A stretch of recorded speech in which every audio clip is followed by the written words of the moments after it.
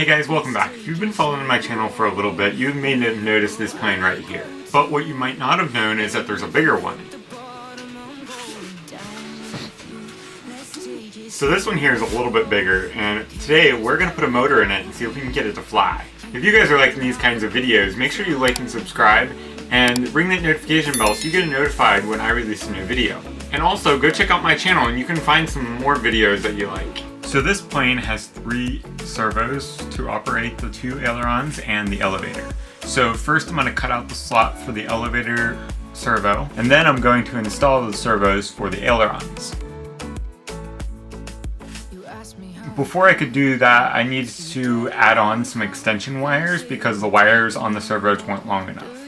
So I had to take the servo apart and resolder some longer wires on there.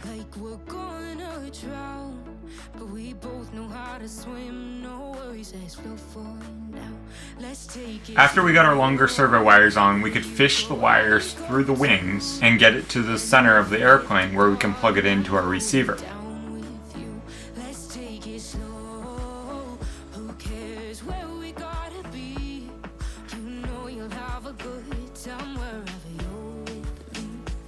So now we get to hook up all our servos to our control surfaces. So let's start with our ailerons.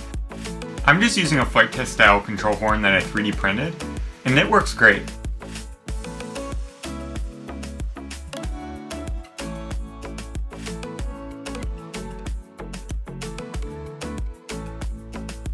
I know I'm not easy. I drag you out your mind, and there are days I hate you, but baby, you're still mine.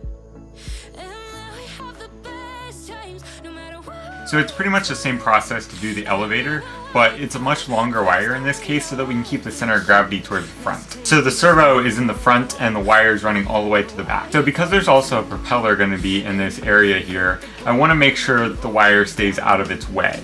So I'm going to put a straw here that holds the wire against the foam so that it doesn't get in the way of the propeller.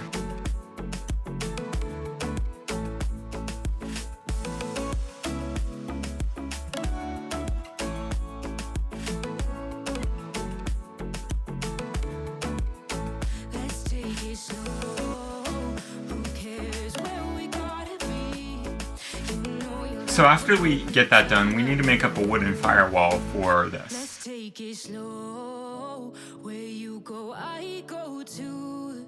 And if you hit the bottom, I'm going down with you. So I'm going to draw out the holes for the screws, and then we can attach our motor.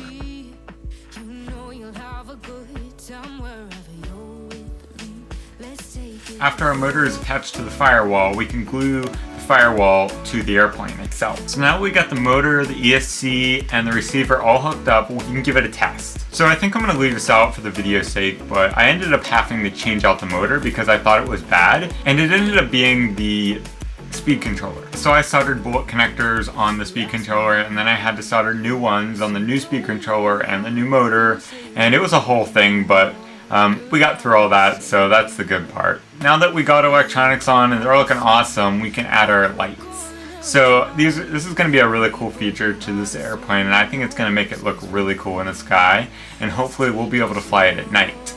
So to put these lights on, it's very simple. I'm using some lights that's for putting on the back of a TV. I'm using these because it's made to be powered with 5 volts, and 5 volts is what we have in our receiver. So we can pull power from that. I have lights mounted to the left wing, the right wing, and the tail. So you will be able to see this from the ground. And all of these lights are on the underside of the plane. There's really no need to put it on the top side of the plane because you can't see it up there anyways.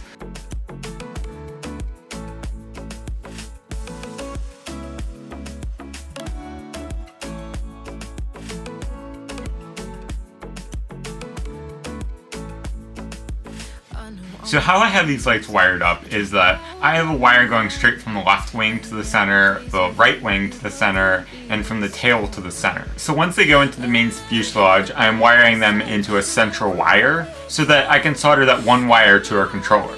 The reason I'm not soldering 3 wires to this controller is because I know these pins are notorious for getting hot very easily, and they don't like to do that.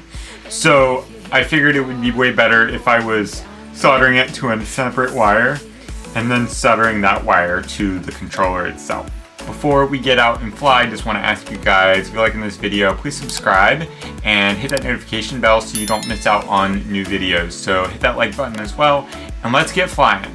Okay guys, so we got this plane all ready to go. We got our lights on there. We got all our control surfaces working, and we got our motor working. So we have all things for success.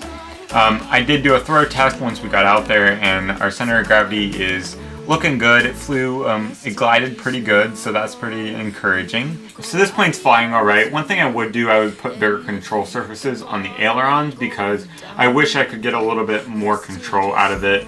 And it's nighttime, so it's a little bit harder to see, so we did hit a tree.